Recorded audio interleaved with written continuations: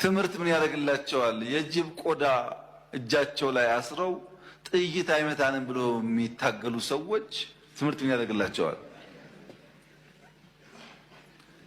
በቅርቡ አንድ ቦታ ላይ የጅብ ግልገል ተሸክመው ሲሄዱ አገኘናቸው። ለምን ሲባል ጥይት እንዳይመታን እና እነዚህ ድንቁርና ጌቶች ትምህርት እንዳይስፋፋ በብዙ የጎዱን ይገኛሉ። ልጆቻችን እንዳይማሩ የድሮ ሽፍቶች እንኳን በየአካባቢያቸው ያሉ መድረሳና አብነት ትምህርት ቤቶች አይዘጉም። ሽፍቶች ናቸው።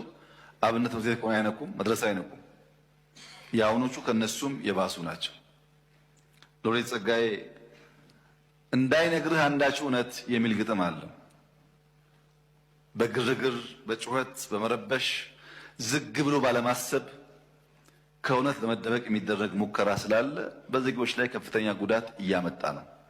በእኛ በኩል በተገኘው አጋጣሚ ሰፋፊ የትምህርት ቤት ጥገናዎች፣ በተለይ ሁላችሁም እንደምታውቁት ኤርሊ ኤጁኬሽን ኪንደርጋርተን ላይ ዜሮ ክፍል ላይ ሰፋፊ ስራ እየሰራን ነው። ከመጽሐፍ ሽያጭም ሳይቀር አብዛኛው የገነባነው ትምህርት ቤት ነው።